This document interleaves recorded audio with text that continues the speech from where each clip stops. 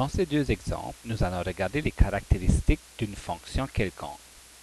Comme premier exemple, on a soit la représentation du graphique de la fonction f ci-dessous détermine. Donc, on a une fonction f ici. Donc, on voit qu'il y a un début et elle va une décroissance avec une croissance. Donc, plusieurs choses qui se passent à l'intérieur. Et ici, elle s'en va vers l'infini. Donc, la première question qu'on nous demande, c'est de déterminer le domaine. Le domaine d'une fonction, je vous rappelle, c'est toutes les valeurs de x qui se trouvent dans la fonction.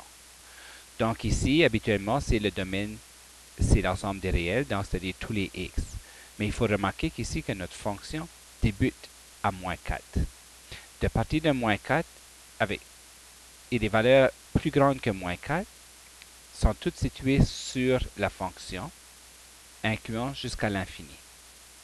Donc, le domaine peut être écrit comme de moins 4 à plus l'infini, puisqu'au début de notre fonction, on a un point vide, ça veut dire que le moins 4 ne fait pas partie de la fonction. Donc, il va falloir exclure le moins 4, et l'infini est toujours exclu. Donc, on vient de représenter le domaine. C'est la même chose pour l'image. Pour l'image, c'est les valeurs d'y. Donc, il faut regarder quelles sont toutes les valeurs d'y qui se trouvent dans notre fonction.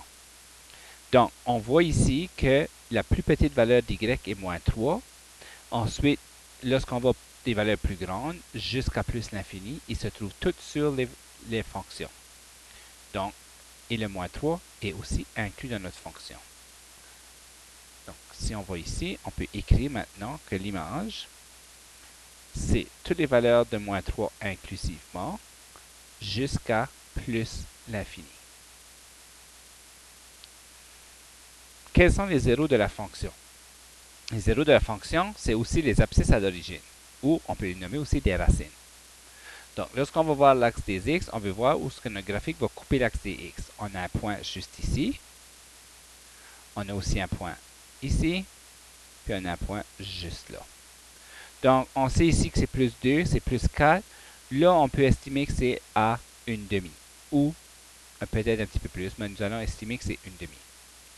Donc, les zéros de la fonction sont une demi,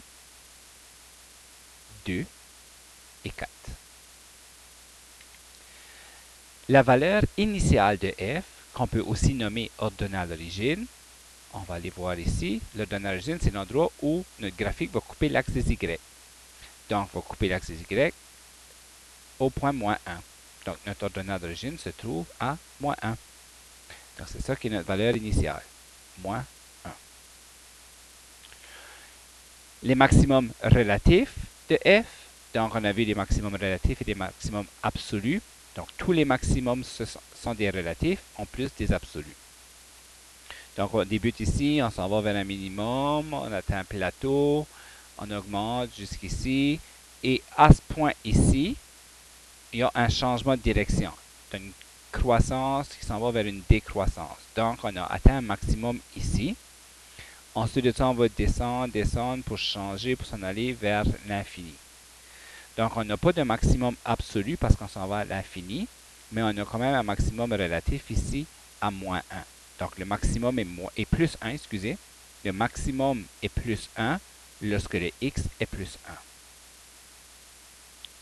Donc, le maximum relatif, on vient de dire que la valeur c'est 1 lorsque x est égal à plus 1. Le minimum absolu. Minimum absolu, c'est la plus petite valeur que ma fonction va avoir. Donc, on remarque ici qu'on va atteindre un minimum de moins 3. On augmente, on augmente, on augmente. On diminue pour atteindre un autre minimum ici de moins 1.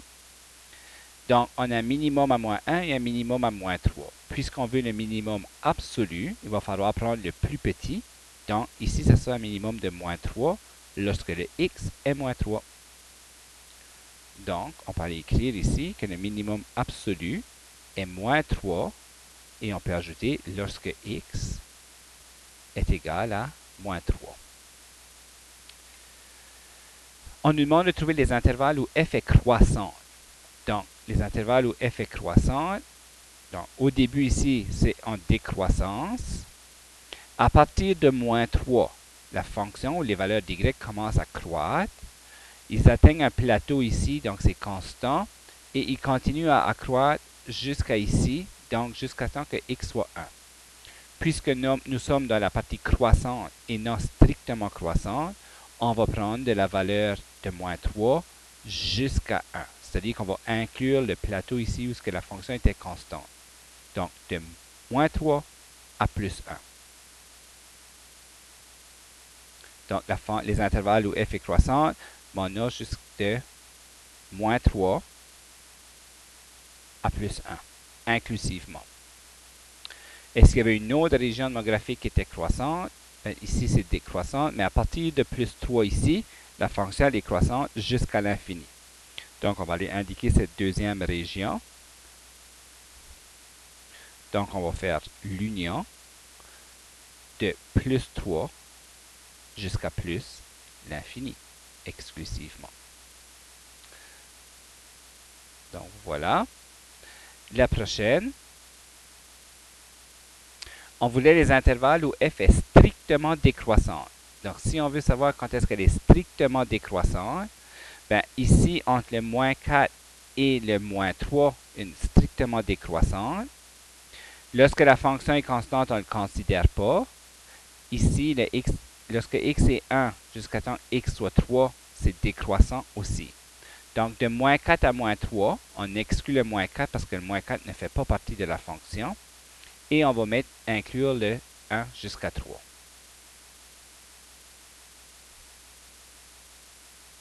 Donc, on a de moins 4 à moins 3.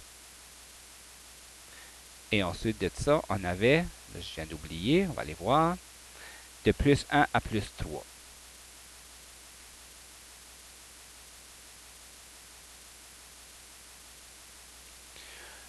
Les intervalles où f est positif, donc on parle seulement de positif et non de strictement positif, c'est toute la partie du graphique qui est au-dessus de l'axe des x. Donc, de 1/2 à plus 2, mon graphique est positif, et de plus 4 jusqu'à plus l'infini. Donc, on parle de positif seulement, c'est-à-dire qu'on peut inclure les zéros. Donc, de 1/2 à 2, de 4 à l'infini.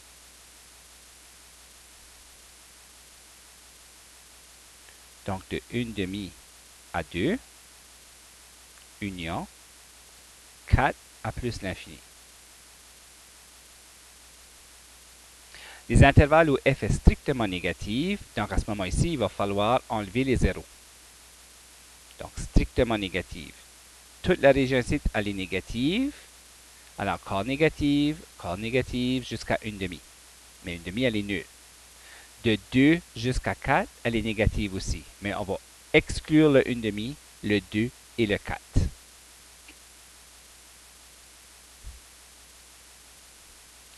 Donc, on avait de moins 4. On va exclure le moins 4 parce qu'il ne fait pas partie. Jusqu'à, là je viens d'oublier une autre fois, on va aller voir. Jusqu'à 1/2.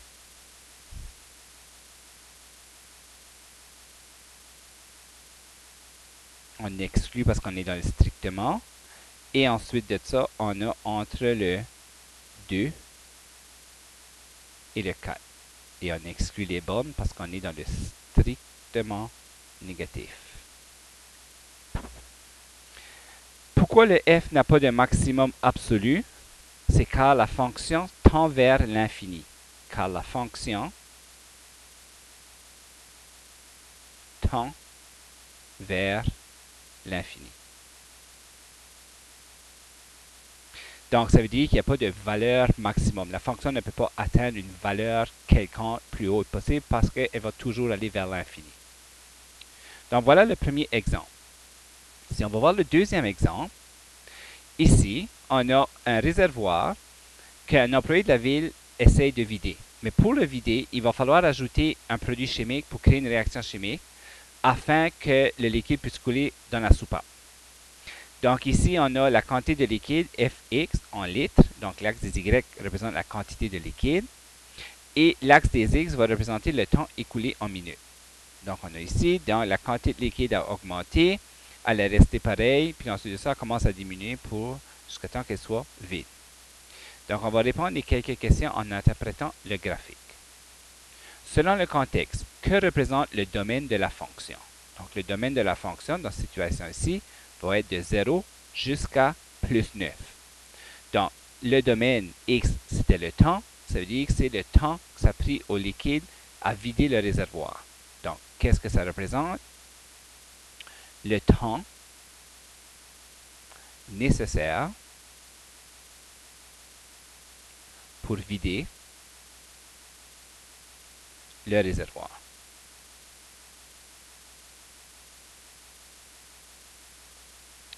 Selon le contexte, que représente l'intervalle où la fonction est strictement croissante? Donc ici, elle est strictement croissante juste ici. Donc qu'est-ce que ça représente? Ça va représenter le temps que l'employé a ajouté un liquide. Parce que la quantité initiale est ici, mais elle a augmenté, ça veut dire qu'on a ajouté du liquide. Donc, que représente l'intervalle où la fonction est strictement croissante? C'est lorsque l'employé a ajouté son produit chimique.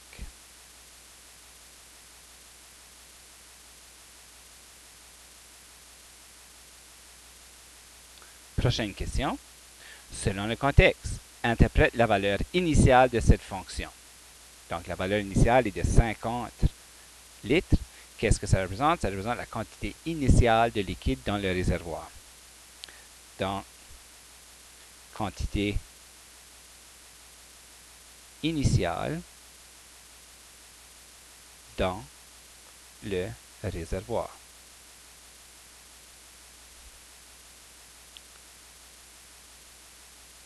Il nous reste 3 questions. Selon le contexte, interprète le 0 de cette fonction. Mais le 0 de la fonction, c'est ici. Donc, c'est le moment où le réservoir était vide.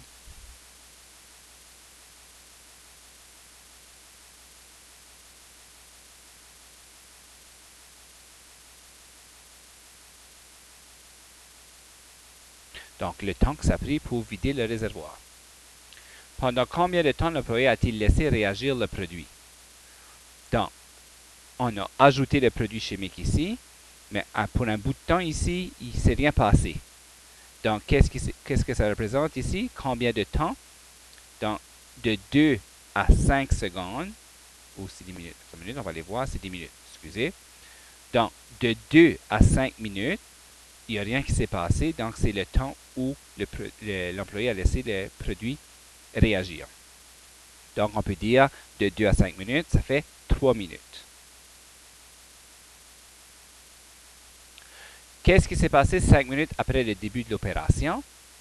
Donc, 5 minutes après le début de l'opération, 5 minutes après, on se situe juste ici. Qu'est-ce qui est arrivé? L'employé a ouvert la soupape car le liquide a commencé à se vider. Donc, il y en avait de moins en moins dans le réservoir.